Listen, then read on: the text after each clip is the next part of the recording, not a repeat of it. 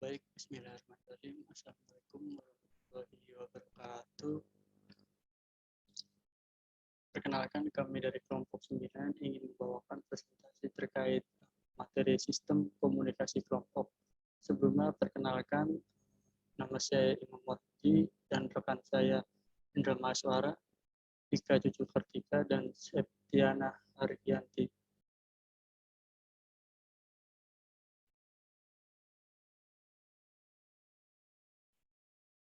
Baik, komunikasi kelompok. Secara teori, komunikasi kelompok merupakan sebuah kegiatan atau interaksi yang dilakukan oleh beberapa orang di dalam sebuah perkumpulan seperti pertemuan, diskusi, rapat, atau berkumpul di suatu tempat dengan jumlah peserta yang relatif kecil. Dengan kata lain, komunikasi kelompok adalah sebuah pertukaran informasi atau pesan yang terjadi secara langsung atau bertatap muka antara 3 orang atau lebih. Ada beberapa klasifikasi kelompok. Itu yang pertama ada kelompok primer, yang kedua ada kelompok sekunder, yang ketiga in group, yang keempat out group, yang kelima kelompok anggotaan, yang keenam kelompok rujukan, yang ketujuh kelompok deskriptif, yang kedelapan ada kelompok preskriptif.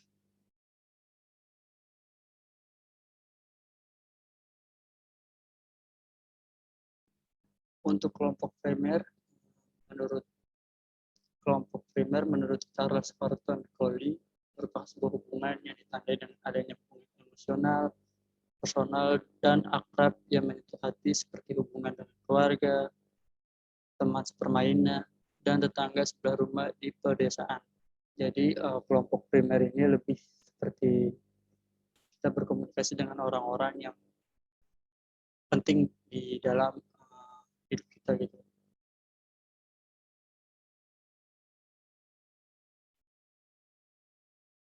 Berikutnya ada kelompok sekunder.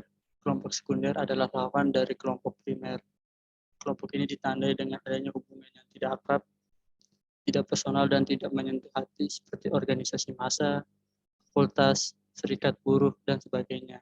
Nah, untuk kelompok sekunder ini lawan dari kelompok primer yang sebelumnya, di mana di dalam kelompok ini kita dipertemukan dengan orang-orang yang tadinya belum kita kenal sama sekali, dan kurangnya adanya kedekatan emosional pada kelompok sekunder ini.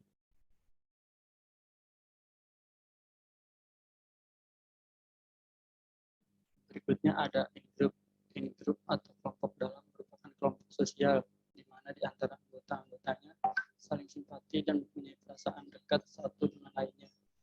Kelompok sosial merupakan tempat di mana individu mengidentifikasikan dirinya sebagai kami atau kamu atau mereka. Jadi di in-group ini setiap anggotanya itu mempunyai perasaan atau mempunyai saling rasa simpati pada anggota lainnya. Jadi dia seakan-akan bahwasanya dia itu benar-benar ada di dalam grup ini.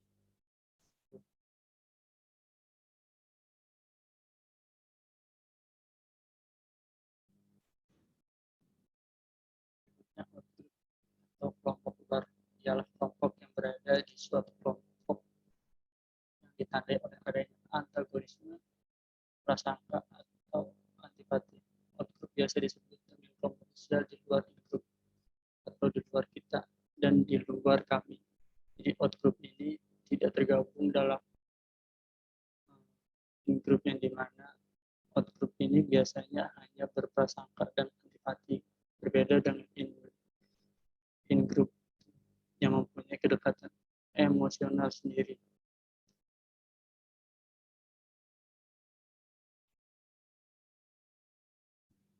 Berikutnya kelompok anggotaan. Membership group atau kelompok anggotaan adalah suatu kelompok sosial tempat setiap orang secara fisik menjadi anggota kelompok tersebut. Atau bisa juga diartikan sebagai suatu kelompok sosial yang para anggotanya tercatat secara fisik. Jadi kelompok anggotaan atau membership group ini adalah orang-orang yang tercatat secara utuh di dalam kelompok tersebut. Nah, di mana Orang-orang yang tercatat secara utuh ini adalah orang-orang yang sering melakukan komunikasi di dalam kelompok tersebut. Selanjutnya ada kelompok rujukan. Kelompok rujukan dapat diartikan sebagai kelompok yang digunakan sebagai alat ukur atau standar untuk menilai diri sendiri dan untuk membentuk sikap. Kelompok ini dapat dijadikan sebagai kelompok rujukan positif sebagai sumber rujukan bagaimana bersikap. Sebaliknya, jika digunakan sebagai rujukan tentang bagaimana seharusnya tidak bersikap, maka menjadi kelompok rujukan yang negatif. Lalu ada cara-cara menggunakan kelompok rujukan dalam persuasi. Yang pertama, jika mengetahui kelompok rujukan khalayak kita, hubungkanlah pesan kita dengan kelompok rujukan kita. Yang kedua, kelompok-kelompok itu mempunyai nilai yang bermacam-macam sebagai kelompok rujukan. Misalnya, bagi sebagian orang, keluarga mungkin lebih penting dari organisasi, atau sebaliknya. Dalam menyampaikan pesannya, komunikator harus memperhitungkan relevansi dan nilai kelompok rujukan yang lebih tepat bagi kelompok tertentu. Lalu, kelompok keanggotaan jelas menentukan serangkaian perilaku yang baku bagi anggota-anggotanya. Standar perilaku ini dapat digunakan untuk menambah peluang diterimanya pesan kita. Lalu, yang keempat, ada suatu visi komunikasi dapat menunjukkan kemungkinan satu kelompok rujukan didahulukan dari kelompok rujukan yang lain. Dan yang terakhir, kadang-kadang kelompok rujukan positif dapat dikutip langsung dalam pesan untuk mendorong respon positif. Selanjutnya ada kelompok deskriptif dan preskriptif. Pembagian ini menurut John dan David, kategori deskriptif ini menunjukkan klasifikasi kelompok dengan melihat proses pembentukannya secara alamiah. Sedangkan kategori preskriptif ini mengklasifikasikan kelompok menurut langkah-langkah rasional yang harus dilewati oleh anggota kelompok untuk mencapai tujuannya. Di dalam kelompok deskriptif itu terdapat kelompok sepintas, kelompok katarsis, kelompok belajar, kelompok pembuatan kebijaksanaan, dan kelompok aksi. Kelompok sepintas atau casual groups dibentuk semata-mata hanya untuk membina hubungan manusiawi yang hangat. Dan kelompok katarsis ini dimaksudkan untuk melepaskan tekanan batin atau frustasi pada anggota kelompoknya. Lalu kelompok belajar tentu dibentuk untuk menambah informasi, dan kelompok pembuatan kebijaksanaan serta kelompok aksi, kedua-duanya ini dibentuk untuk menyelesaikan tugas berupa perumusan kebijakan atau tindakan. Selanjutnya ada pengaruh kelompok pada perilaku komunikasi. Yang pertama itu ada konformitas, lalu yang kedua ada fasilitas sosial, dan yang ketiga ini ada polarisasi. Yang pertama, konformitas. Konformitas atau conformity adalah perubahan perilaku atau kepercayaan menurut norma kelompok sebagai akibat tekanan kelompok, baik secara real maupun hanya bayangan. Jika sekelompok orang dalam kelompok mengatakan atau melakukan sesuatu dan orang-orang lain cenderung melakukan hal yang sama. Misalnya atau contohnya itu pada seorang remaja yang dia berpakaian dengan gaya tertentu karena dia itu hanya ingin menyesuaikan dirinya dengan orang-orang lain dalam kelompoknya, atau dia hanya mengikuti teman-teman sekelompoknya untuk bergaya yang sama atau berpakaian yang sama. Lalu yang kedua itu ada fasilitas sosial, yaitu peningkatan prestasi individu karena disaksikan oleh kelompok. Misalnya, banyak pemain teater atau penyanyi yang pada saat latihan hanya biasa saja, tetapi pada waktu pertunjukan akting, mereka meningkat dalam arti penghayatan atau penjiwaan terhadap peran itu lebih maksimal karena disaksikan oleh banyaknya orang gitu. Lalu ada polarisasi, yaitu Mears menyatakan bahwa group polarization adalah ketika kelompok menghasilkan keterikatan pada sejumlah kecenderungan anggota. Sebuah penguatan pada kecenderungan rata-rata anggota, bukan sebuah pemisahan dalam kelompok. Terjadinya polarisasi kelompok ini antara lain dimulai dengan adanya diskusi dalam kelompok yang memunculkan ide-ide yang sama, di mana hal ini semakin kuat jika prasangka sosial antara anggota kelompok itu semakin rendah. Selanjutnya ada faktor-faktor yang mempengaruhi keefektifan kelompok, yaitu ada 2 faktor. Yang pertama ada faktor situasional atau karakteristik kelompok, di mana di faktor situasional ini terdapat ukuran kelompok, jaringan komunikasi, kohesi kelompok, dan kepemimpinan. Sedangkan di faktor personal atau karakteristik anggota kelompok itu terdapat kebutuhan interpersonal, tindakan komunikasi, dan juga peranan. Yang pertama itu ada ukuran kelompok, yaitu hubungan antara ukuran kelompok dengan prestasi kerja kelompok atau performance. Ini tergantung pada jenis tugas yang harus diselesaikan oleh kelompok. Untuk itu, tugas kelompok itu dibagi menjadi 2. Yang pertama ada koaktif, di mana masing-masing anggota bekerja itu sejajar dengan yang lain, tetapi tidak berinteraksi. Dan yang kedua itu ada interaktif, yaitu anggota-anggota kelompok berinteraksi secara terorganisasi untuk menghasilkan produk atau keputusan. Jadi berbanding terbalik.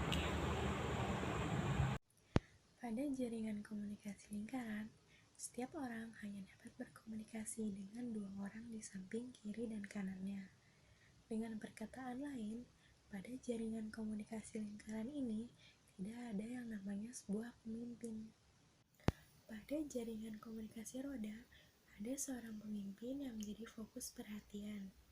Ia dapat berhubungan dengan seluruh anggota kelompok, tetapi setiap anggota kelompok hanya dapat berhubungan dengan pemimpinnya.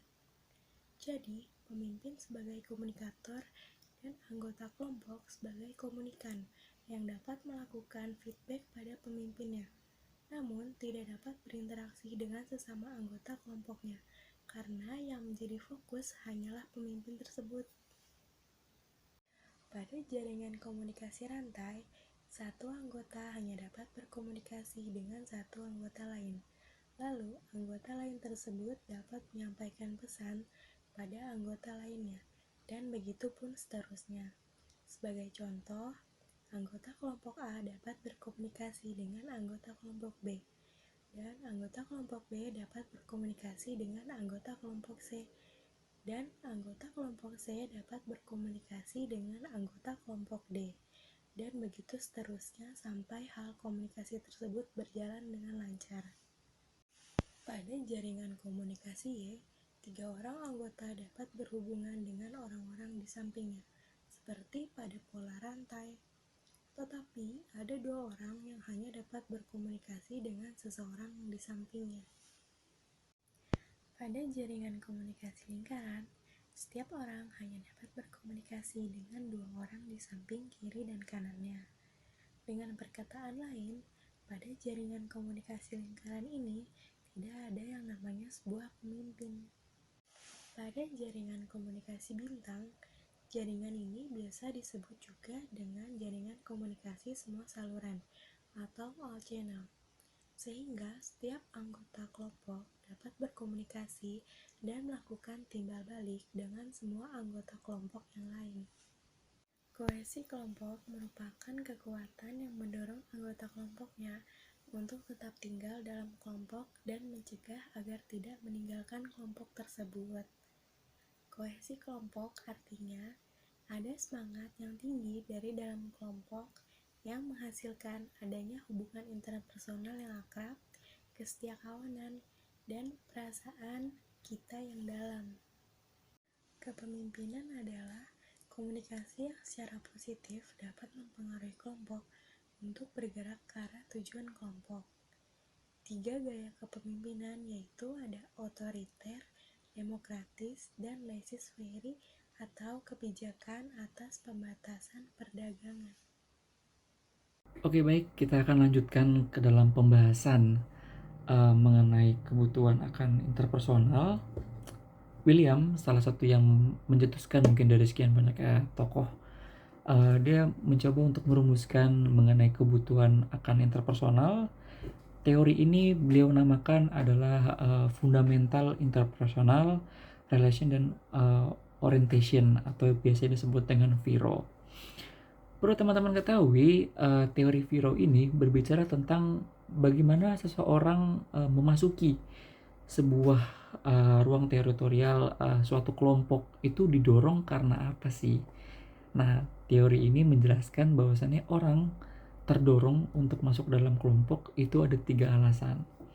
Alasan yang pertama itu adalah illusion, yang berarti illusion ini menjelaskan bahwasannya seorang ingin masuk ke dalam satu kelompok itu karena dia menginginkan bagian dari kelompok itu sendiri.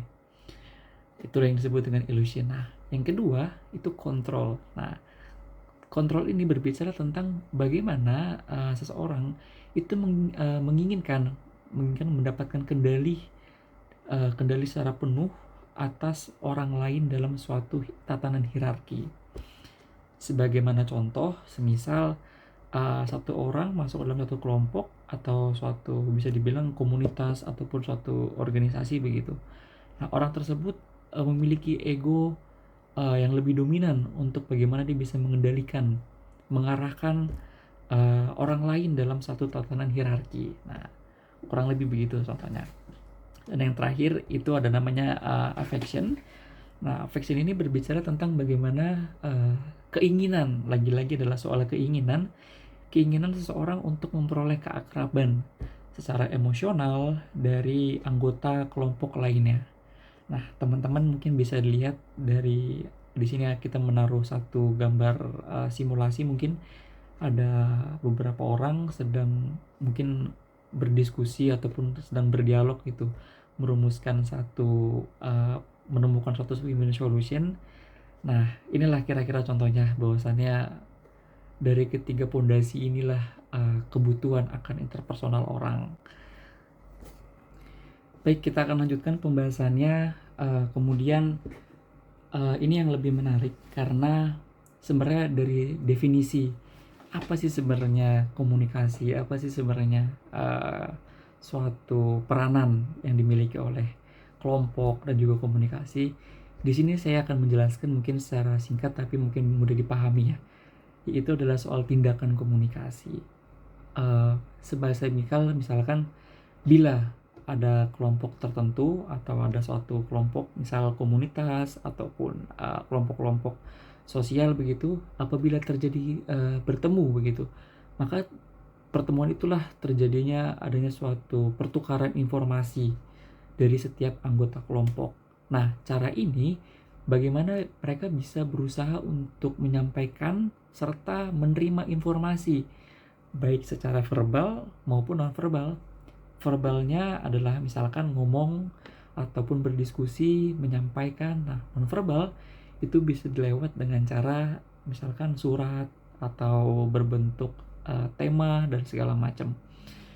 Kemudian apa sih yang menjadi peranan di setiap kelompok dalam satu kelompok itu atau peranan anggota kelompok? Nah, ini juga menarik teman-teman karena peranan yang dimainkan oleh setiap anggota kelompok itu akan membantu penyelesaian tugas-tugas kelompok. Semisal membantu mencari win-win solution, menjadi problem solver. Untuk apa? Sekaligus memelihara hubungan emosional yang baik ataupun hanya menyampaikan kepentingan individu saja. Artinya ada formulasi di situ. Kemudian kita masuk ke dalam komunikasi kelompok deskriptif. Ternyata teman-teman ini juga sangat menarik karena komunikasi kelompok deskriptif itu ternyata masuk ke dalam 3 bagian komunikasi kelompok.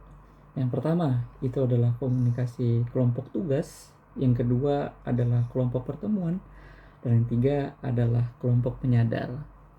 Kita akan bahas satu persatu. Yang pertama mungkin kita akan bahas dari kelompok tugas terlebih dahulu.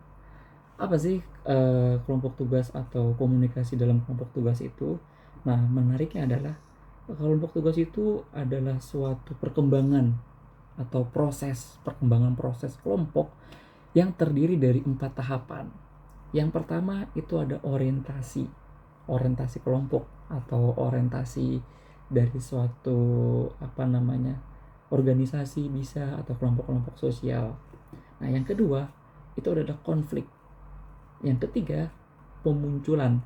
Yang terakhir adalah penangguhan. Nah, kelompok tugas ini menurut Auri, dia mendeskripsikan bahwasannya perkembangan proses kelompok itu terdiri dari 4 hal yang tadi sudah saya jelaskan.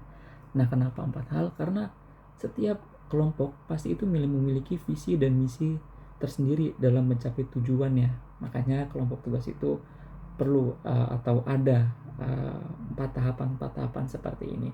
Ada orientasi, ada konflik di situ, ada pemunculan, dan juga penangguhan.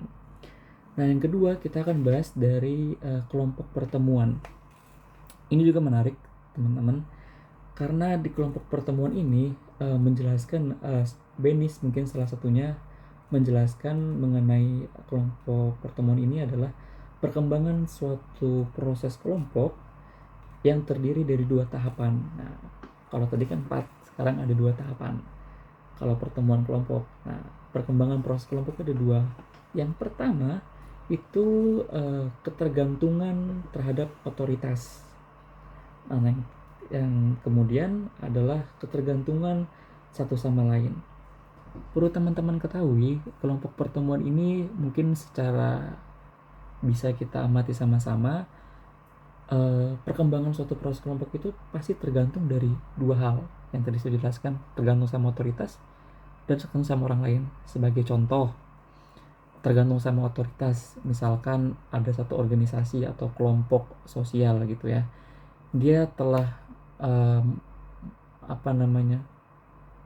sama-sama menyepakati kalau kita ngadain pertemuan setiap hari Minggu, disahkan sama-sama, setuju sama-sama. Nah, itulah yang disebut dengan mungkin contohnya ketergantungan terhadap otoritas atau sistemnya.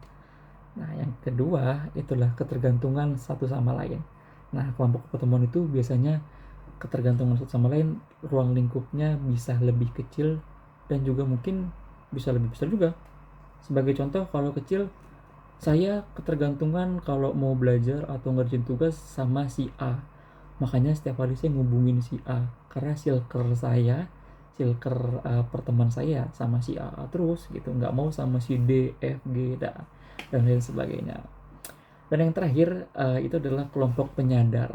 Nah, ini menarik karena kelompok penyadar ini yaitu adalah sama, terdapat 4 perkembangan, bahkan perkembangan proses penyadaran. Yang pertama itu adalah kesadaran diri akan identitas baru. Yang kedua, kelompok menegakkan nilai-nilai baru bagi kelompok. Dan yang ketiga, menggunakan dirinya dengan kelompok. Nah, jadi itulah yang disebut dengan kelompok penyadar. Sekarang kita akan masuk ke dalam komunikasi kelompok secara preskriptif. Kalau tadi deskriptif, sekarang preskriptif. Apa bedanya? Kita akan bahas satu-satu. Yang pertama adalah mengenai definisi terlebih dahulu. Jadi komunikasi kelompok preskriptif adalah perspektif adalah suatu komunikasi yang dibangun secara berkelompok itu menjadi 2 jenis atau 2 macam. Yang pertama itu adalah kelompok privat, dan yang kedua adalah kelompok publik. Bedanya di mana? Atau sama saja?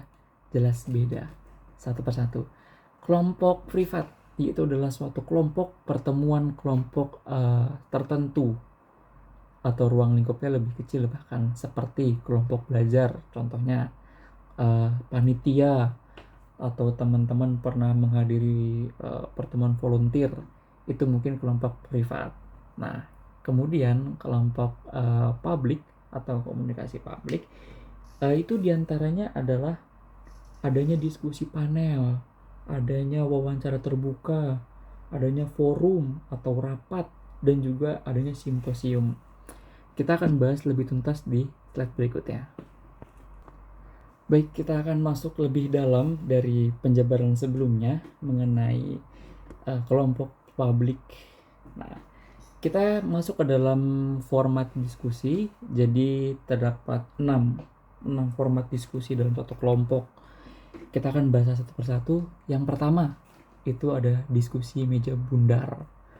Mungkin diskusi ini atau format diskusi ini nggak asing ya. Kalau ketika kita mendengar sejarah berdirinya Indonesia pernah mengadakan konferensi meja bundar. Apa sih pendefinisiannya? Jadi komunikasi meja bundar ini atau diskusi meja bundar ini itu adalah salah satu metode komunikasi yang bebas dilakukan oleh siapapun anggota kelompoknya, karena suasana dari tempat duduknya lebih bundar. Artinya apa? Itu memudahkan kita untuk berpartisipasi dalam menyampaikan gagasan, argumentasi, menyampaikan ide-idenya, karena lebih demokratis melalui meja bundar. Itu yang meja bundar. Nah, yang kedua, kita masuk ke dalam simposium. Mungkin simpo atau format simposium ini nggak asing gitu di telinga kita ketika kita mendengar simposium gitu. Mungkin sebenarnya apa sih simposium itu? Nah, simposium itu adalah salah satu metode atau format begitu diskusi yang menyajikan, ingat, yang menyajikan serangkaian pidato pendek yang menyajikan aspek atau topik atau topik-topik yang kontroversi biasanya, yang dimana format itu menyajikan ada pro dan ada kontra. Lalu pro dan kontra ini membahas satu topik tertentu yang sudah dirancang tentunya dan demi hasil yang disepakati secara bersama. Di simposium ada satu topik, ada pro dan ada kontra. Itu namanya simposium. Nah, yang ketiga, tadi ada yang ketiga, itu ada diskusi panel. Sebenarnya apa sih diskusi panel? Secara singkat mungkin format khusus yang anggota atau kelompoknya itu saling berinteraksi, baik berhadapan maupun melalui seorang moderator. Umumnya suasana tempat duduk diskusi panel itu meletakkan peserta diskusi pada meja segi 4 yang menghadap pada khalayak atau menghadap pada audiens, atau dengan berikut juga dengan moderatornya, duduk di tengah-tengah diantaranya dua pihak yang saling berdiskusi. Ingat, itulah mungkin pendefinisinya. Atau sebagai contoh misalnya diskusi panel, mungkin teman-teman pernah melihat webinar ataupun pernah melihat acara diskusi ataupun di TV mungkin. Jadi ada satu bukan pro dan kontra, tapi keduanya saling mendiskusikan, kedua pihak. Ada satu topik, lalu keduanya saling berdiskusi. Nah, moderator yang mengatur, ya bagaimana si A, ya tanggapannya bagaimana, lalu si moderator langsung melempar, ya tanggapan B bagaimana, disambung langsung oleh pembicara A. Nah, kurang lebih itulah diskusi panel. Jadi saling berpanel atau berurutan. Kemudian yang keempat adalah forum. Mungkin ini sering banget kita lakukan baik di ruang kelas ataupun di perkuliahan. Nah, forum ini apa sih? Nah, jadi forum ini adalah waktu tanya jawab yang telah terjadi setelah diskusi terbuka. Jadi khalayak umum atau orang yang masuk ke dalam forum ini itu berhak ataupun menyampaikan gagasannya, informasinya, bahkan mengajukan pertanyaan ataupun memberikan tanggapan. Nah, jadi dalam forum itu juga bisa dikemas dalam jenis-jenisnya, yaitu bisa berupa forum ceramah, forum debat, forum dialog, forum panel, dan yang terakhir adalah forum simposium, yang dimana forum ini orang memiliki hak untuk berdiskusi secara terbuka, memiliki kesempatan untuk mengajukan pertanyaan dan mengajukan tanggapannya. Yang kelima itu adalah yang disebut dengan kolokium. Mungkin ini agak asing di telinga kita. Sebenarnya apa sih kolokium gitu? Nah, singkatnya kolokium itu adalah satu format diskusi yang memberikan kesempatan pada wakil-wakil khalayak untuk mengajukan pertanyaan yang sudah disiapkan kepada seorang ataupun beberapa ahli. Nah, kolokium ini salah satu format mungkin kalau tanpa kita sadari, ini mungkin sering banget kita pernah lihat ataupun pernah kita mainkan begitu. Nah, salah satu contoh misalkan kalau teman-teman pernah menonton siaran ILC atau di TV, salah satu TV swasta, ILC Indonesia Liars Club, di situ banyak banget ngebahas soal-soal isu-isu nasional. Nah, di dalam forum ILC itu salah satunya dikemas dengan format kolokium yang dimana moderator itu mengajukan pertanyaan kepada ahli-ahlinya. Ya, bagaimana ahli ekonom tanggapannya atas ini? Ya, bagaimana ahli hukum tanggapannya atas ini? Nah, ternyata yang memberikan pertanyaan itu nggak hanya moderator, tapi panelis namanya, yang berhak untuk memberikan pertanyaan kepada si ahli-ahli ini atau pembicara-pembicara ini. Dan yang terakhir adalah prosedur parlementer.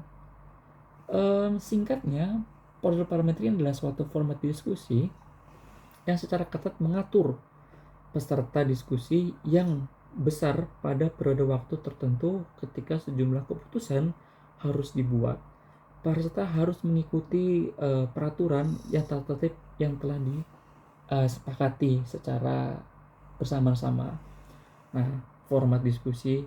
Jadi, teman-teman, untuk menjaga marwah diskusi agar tidak gaduh, agar tidak timbul emosi, tidak bercerai ataupun tidak saling sentimen, perlu adanya prosedur parlemen yang dimana dalam setiap diskusi itu atau forum itu ada aturannya.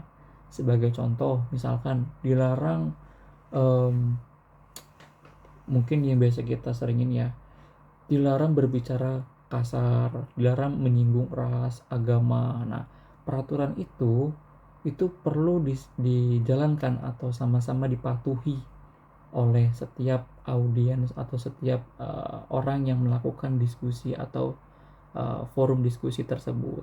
Kita akan masuk selanjutnya, yaitu pada pola urutan pemecahan masalah. Nah, ini juga penting untuk sama-sama kita pahami, sekaligus mungkin nanti bisa kita refleksikan dalam kehidupan sehari-hari. Jadi ada pola-pola tersendiri dalam pemecahan masalah atau problem solver. Nah, kita akan bahas satu persatu. Kita akan mulai dari pemecahan masalah kreatif. Nah, ini dikembangkan oleh Alex dan kawan-kawan, yang dimana pemecahan secara kreatif itu ditunjukkan untuk melahirkan gagasan baru atau mengembangkan ide-ide yang memerlukan daya imajinasi. Sebagai contoh, semisal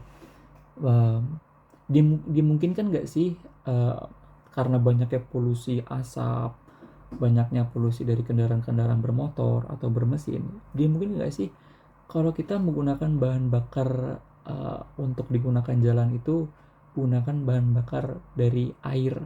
Nah, itulah sebagai contoh pemecahan masalah yang kreatif atau dikembangkan lagi ide-idenya. Dimungkinkan nggak sih sebagai berikut, artinya memiliki daya imajinasi yang tinggi. Nah, tahap kedua yaitu adalah berpikir reflektif. Nah, berpikir reflektif ini adalah suatu urutan. Ini menganjurkan kita untuk adanya daya kritis lebih mendalam sebelum problem solver itu dinyatakan. Sebagai contoh, tadi kita sudah menemukan nih solusinya. Oh, ternyata dimungkinkan nih untuk mengganti bahan bakar bensin, solar, dan lain sebagainya, kita pakai bahan dasar air. Nah, pada tahap kedua inilah berpikir reflektif ini kita lebih mengkritisi air yang seperti apa. Lalu apakah bahan bakunya air aja? Tidak ada dicantumkan atau ditambahkan larutan-larutan lain. Nah, pola-pola pemecahan masalah inilah kemudian dikritisi lebih mendalam sebelum itu diteliti ataupun dinyatakan ini kayaknya lebih efektif deh. Nah, yang terakhir itu ada pola solusi yang lebih ideal. Nah, ini menjelaskan bahwasannya hal ini digunakan untuk mengatasi masalah yang akan mempengaruhi berbagai macam kelompok yang mempunyai kepentingan yang berlainan tentunya, atau membutuhkan dukungan berbagai jenis ataupun nilai-nilai yang berlainan dari apa yang sudah kita tetapkan. Sebagai contoh, tadi kita sudah punya solusi nih. Oh, ternyata air bisa nih dicampur ataupun dijadikan sebagai bahan bakar bermotor. Nah, lalu kita menemukan pola-pola solusi yang lain untuk menghindari supaya solusi ini tuh tidak jadi kepentingan pribadi. Lalu bagaimana? Lalu itulah prosesnya ataupun mencari lebih mendetail agar pola solusi ini tuh tidak dimanfaatkan oleh satu ataupun dua individu saja atau kepentingan-kepentingan bisnis misalkan. Artinya perlu jadi kepentingan masyarakat umum atau kebermanfaatan bersama. Inilah urutan terakhir dari proses problem solver atau pemecahan masalah. Karena ini sudah habis, jadi berikut adalah penjelasan yang tadi sudah saya sampaikan. Terima kasih atas waktunya. Silahkan teman-teman kritisi, silahkan teman-teman maknai, karena nanti kita akan diskusi lagi dalam forum kelas. Karena sebagai individu mahasiswa, kita adalah agent of change, social of control, sebagai intellectuals. Dalam lingkungan kampus, kita adalah intellectuals. Kalau kita intellectuals, berarti kita adalah force of the better argument. Nah, hanya argumen yang bermutu saja yang boleh dilontarkan dalam forum-forum kelas atau forum-forum akademis. Apa contohnya argumen yang bermutu? Argumen yang bermutu adalah argumen yang ia membuka diri untuk dikritik ulang. Karena dengan dia membuka diri berarti ada dialog di situ, ada ruang dialektika, sehingga kita bisa merevolusi ilmu pengetahuan yang kita miliki. Sekian dari kelompok kami, lebih dan kurangnya mohon maaf. Billahi fisabilillah. Assalamualaikum warahmatullahi wabarakatuh.